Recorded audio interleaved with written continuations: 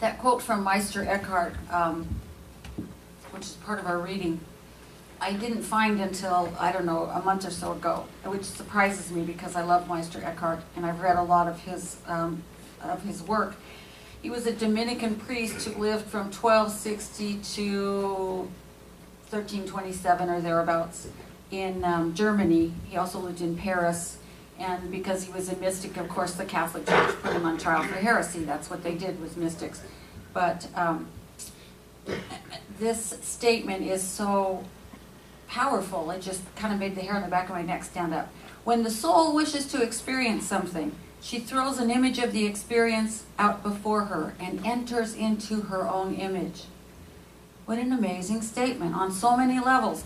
You know, first Meister Eckhart is telling us that the true self, the soul, the divine presence inside of us creates and lives that image of the life it wants to experience as us. It's here, and it casts an image in front of itself and moves us right into it. Second, since we're created by that divine spark, since we're the same nature as the divine is, as the Bible says we're created in the image and likeness of God, we have the same ability to cast an image out in front of ourselves and then move into it and experience it. And Robert Moss's commentary on that Meister Eckhart quote points out some really important things as well, I think. First, he talks about this connection between time, our life here, and eternity. Between the finite circumstances that we live in and the stream of infinite possibility that we walk around in and don't even know it. You know, the stream of infinite possibility that life is. It's at that point of connection between the two, between the human and the infinite, that, as he says, the incidents and circumstances of our physical lives are generated. And how are they generated? Through what he calls the great faculty of the soul, imagination. In other words, the soul, the divine being us, works in us through our imagination, the very thing that makes us human. It's an amazing kind of a paradoxical sensation to stand in that moment and know that the very thing that makes me human is the divine faculty. Imagination is the ability to form new things, new sensations, new ideas that are not perceived through the physical senses, create new combinations from what has been before, new formulations of ideas to go beyond where we have been, to go beyond what we already know and experience into something larger, something greater, something new. And so far as we know, we're the only creatures on earth that can do that. We may find out that those creatures that are close to us and those creatures that have bigger brains, like dolphins and whales, maybe they dream too and imagine. But so far as we know, we're the only ones that have that faculty. And it is the imagination, says Meister Eckhart, that creates the circumstances that we live in. And if you stop and think about it, we're all doing it all the time. We're all using our imagination and constantly creating, therefore, this place we find ourselves in, these circumstances we find around us, either individually or collectively. In other words, we each have a vision from which we live, a vision that creates it's the filter for our perception. If your vision is that the universe is a scary place that you have to walk through all alone, you're going to have an experience of life that's difficult. If your vision instead is that the universe is filled with spirit and spirit is always supporting you, always saying yes to you, then your experience will be that life is fun, it's an adventure, it's easy, and it's graceful.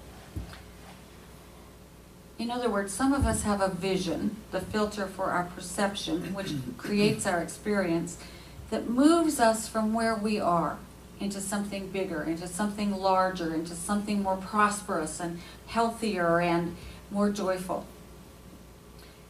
And some of us have a vision that keeps us in depression or poverty or limitation or fear or ill health or self-pity or whatever it is we've chosen.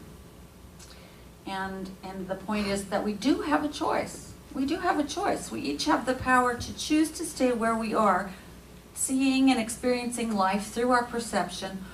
Or, as I said last week, we can dream a great big hairy audacious dream for ourselves and cast that out in front of us and then move into it. And those are our choices. Do we use our imagination, this divine faculty, consciously and constructively, or do we allow it to create from its default settings? As Robert Moss put it, on most days, most of us, sequestered from soul and its knowing, are merely receivers of the results of choices made in this realm that is hidden from the ordinary mind. Moss is saying that most of us let the subconscious create our circumstances, and the subconscious is filled with all that junk we've carried around forever. All the junk that we misconstrued when we were little and our mom was telling us not to touch that hot stove, and we took that no as something that made us shrink, or maybe our mother just really did want us to stay small and told us things that would keep us small, or maybe we picked up something from the vibes outside in this collective unconsciousness that made us decide we couldn't do certain things, or maybe. The collective subconscious has good stuff in it too, but because of the way we're built biologically and the way our brain has evolved over time, we tend to focus on the not so good. It's an interesting thing until we bring in this other faculty, this divine faculty of imagination. Otherwise, we just let the subconscious choose by default, and we wonder why our lives are all messed up, right? It's a mess in there. It's a mess in there. Moss says that this is hidden from the ordinary mind, and for many people that's true, but we're not here to live from an ordinary mind. The reason we are all here is because we want to live from extraordinary mind. We want to live from clear choice, conscious mind, and find what Jesus called the kingdom of heaven on earth. And we're here to put our extraordinary minds to work on creating that kingdom of heaven, right where we are, right in this moment. We're here to bring about what our founder Ernest Holmes called the ultimate goal of life, the complete emancipation from all discord of every nature. So how do we stop working from ordinary mind and begin to move into that state of extraordinary mind that we all already possess? Each one of us already has it. How do we do that? How do we change what's in our subconscious? There's only one route to the subconscious mind, and that's through the conscious mind. We use consciousness to change consciousness. We have to use that faculty of imagination to change the contents of our ordinary mind. And the way to do it is simply to ask ourselves, what do I want to create for my life? From completely disregarding where I am. If all of a sudden I had the energy I had when I was a kid, what would I be excited about undertaking? If all of a sudden I decided that I had no fear about succeeding or failing, because some of us, I'm familiar with that fear of success. If I had no fear of either succeeding or failing, what would I do? What would get me out of bed early and keep me up late at night because I was so passionate about doing it? What would be exciting? What challenge do I have that I would be excited about overcoming? What would I really love my life to be about? That's a very important question. What would you really love your life to be about? What would you want to contribute to your own life and to the world? What do you want to be and give and create and share and feel? If you have trouble coming up with answers, take a look around in your life and ask yourself, what messages do I keep getting? What keeps coming to me in dreams, or what keeps coming to me by way of, coincidence? That's, spirit being anonymous, coincidence. What situations do I keep finding myself in over and over and over again? What messages do I keep getting? I think if you will take a little bit of time to ask yourself those questions and write down the answers. Take an hour and feel into the deepest and truest answers you can find. And when that voice in your head starts to talk, and it will, just put it aside very gently. When that voice in your head says, you can't make that happen, or you're too old to dream. My big, hairy, audacious dream talk last week, someone said to me, my days of dreaming are over. They're never over. Never, ever, ever. You are never too old to dream. When the voice says that, just put it aside very gently. Whatever else it says, you don't have the education for that. You don't have the training for that. Just put it aside, because it is the ego trying to keep things as they are, and you don't have to listen to it right now. You can get back to it later. Just set it aside. When the voice of guilt, aka your mother, rises up, as it will, just put it aside. When it says, why are you thinking about your own life? Shouldn't you be concerned about other people? Or why do you want that dream? What about the starving children in Africa? Or whatever it says. Just put it aside. You don't have to listen to it right now. You can get back to it later. Because it is the ego which is trying to keep your life manageable by it. And you don't have to listen to it. One of my favorite wild women is Clarissa Pinkola Estes. She wrote Women Who Run with Wolves and other things. And she said, anything you do from the soulful self will lighten the burden of the world. Anything. Anything. Because most of us don't ever live from that part of ourselves. Most of us live from the default. And when we, just for a moment, act from our soulful selves, we give other people permission, by example, to do the same thing.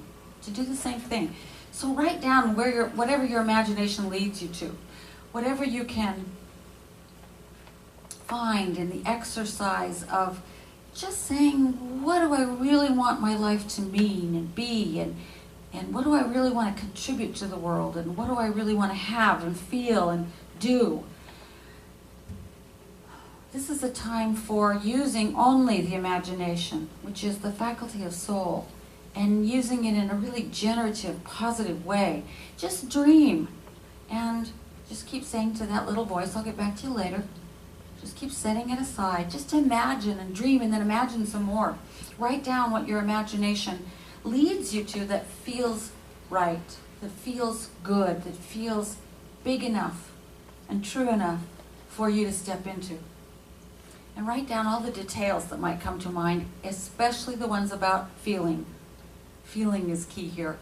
If your dream involves relationship, and you imagine yourself in the ideal relationship, what do you feel when you're in that relationship?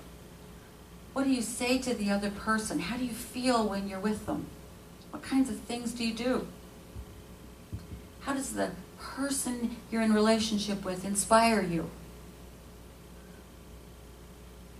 Don't plan. Don't think, well, I better call so-and-so to get the ball rolling. Just dream.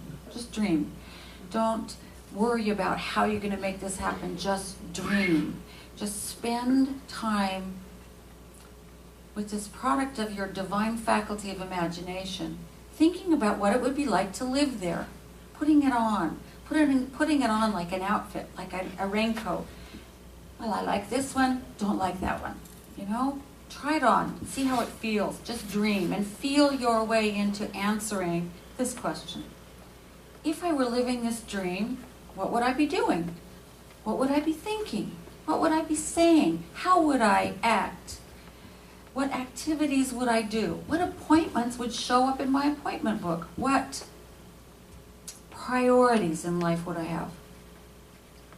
Just really feel your way into living in that place. Write it all down. Spend some time with it.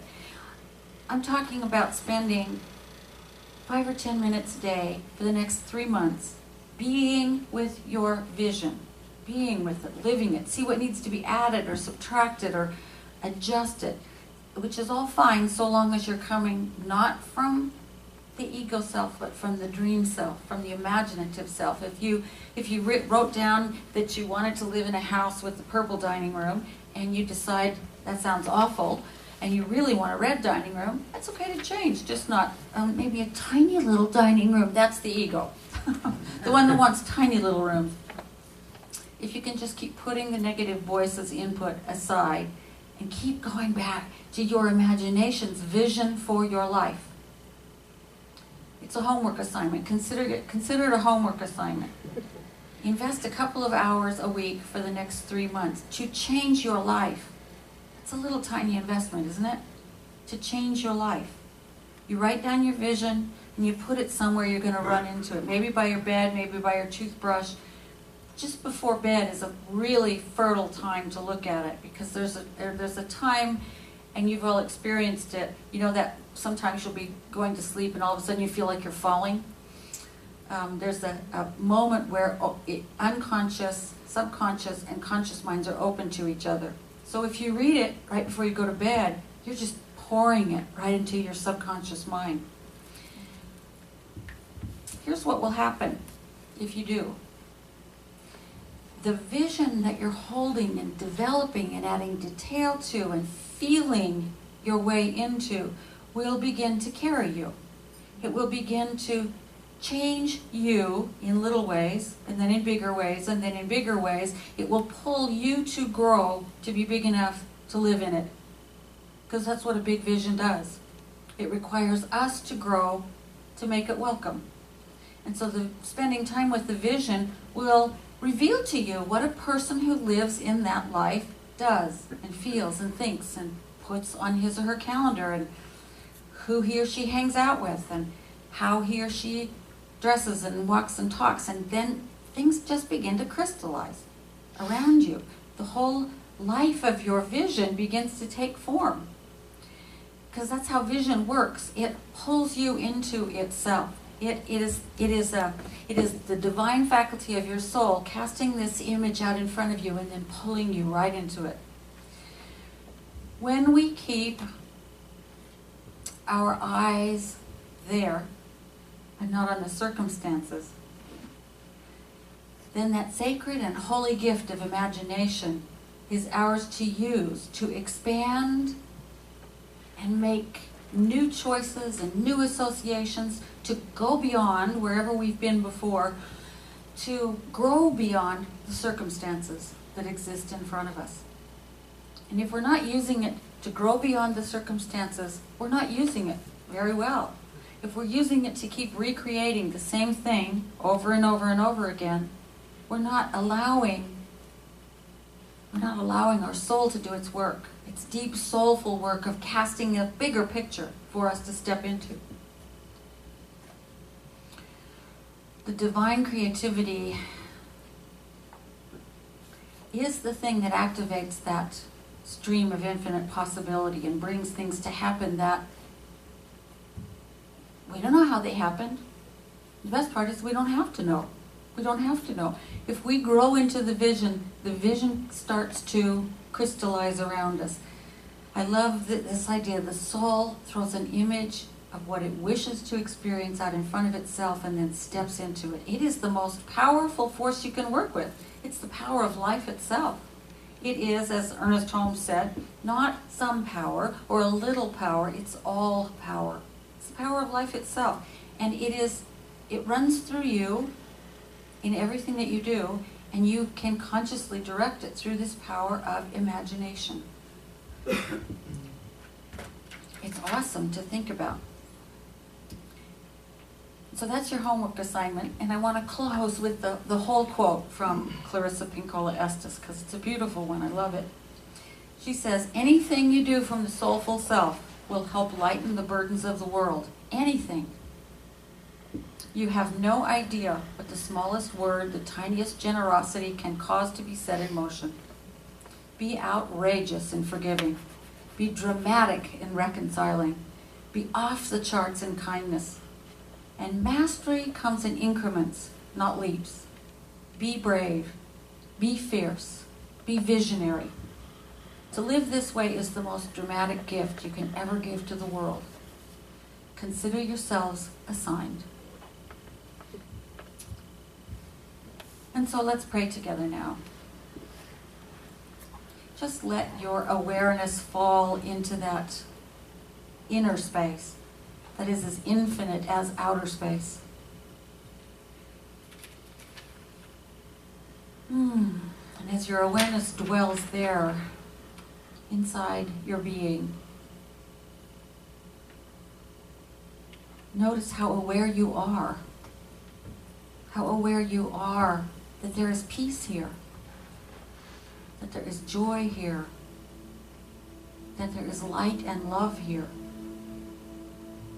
that there is a spark of something that is not like this world, that is in this world but not of it. It is the spark of divinity that lies within each one of us, that we might call the soul, we might call spirit, we might call life, we might call intelligence. It doesn't matter what you call it. It is that thing that beats your heart and breathes your breath and wakes you up in the morning and moves in and as and through you into the world. And it is all imagination, for it knows no boundaries. It knows that circumstances are effect, not cause. For the cause is imagination. And so I know that each one of us stretches forward in imagination and creates that vision that pulls us heart first into itself, the vision of a bigger life, a healthier life, a more joyful life, a relationship that grows us, a way of being in the world that changes things, a way of life that brings us deep, deep, deep soul satisfaction. It is who we came here to be. It is the divine being we were meant to show up as. And we put that vision out in front of us, and the soul within us steps forward, bringing all of us into that life, into that way of being and thinking and loving life. Because I know this is the truth of each one of us, that we are so much more than circumstances could ever tell us. That we truly are magnificent spiritual beings. Because I know this is the truth, I give thanks.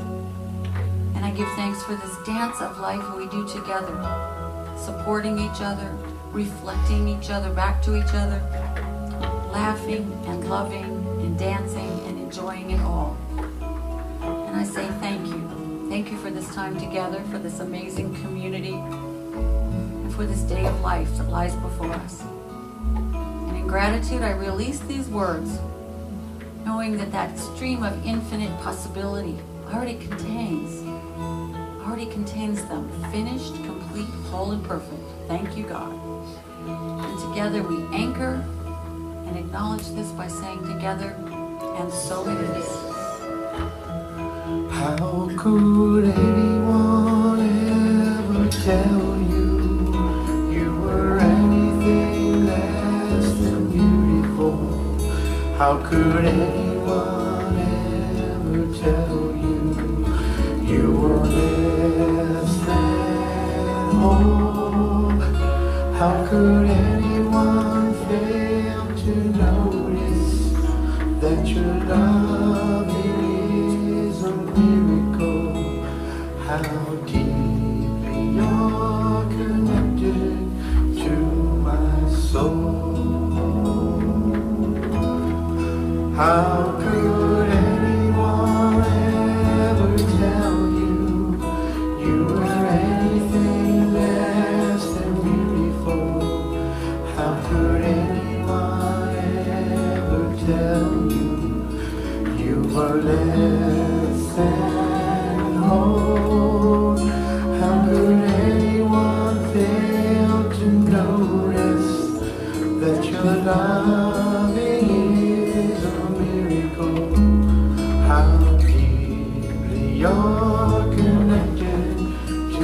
my soul. How deep you're connected to my soul.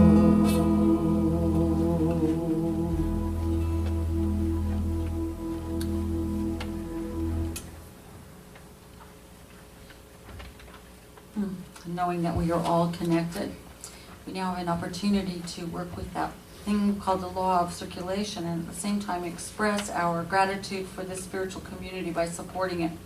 We exist solely because of your gifts and contributions, so thank you very much. And since we deal with consciousness all the time, I invite you to just get conscious for a moment about your giving, about your gift, whether it's by automatic withdrawal or by what you have in your hand. Bring it into your hands or your heart, and just know that you are giving into this universe that takes what you give and circulates it right back to you. And please repeat after me. Gratefully I give with an attitude of abundance. Gratefully I give with an attitude of abundance. I know that as I give, so do I receive. I know that as I give, so do I receive. Abundantly.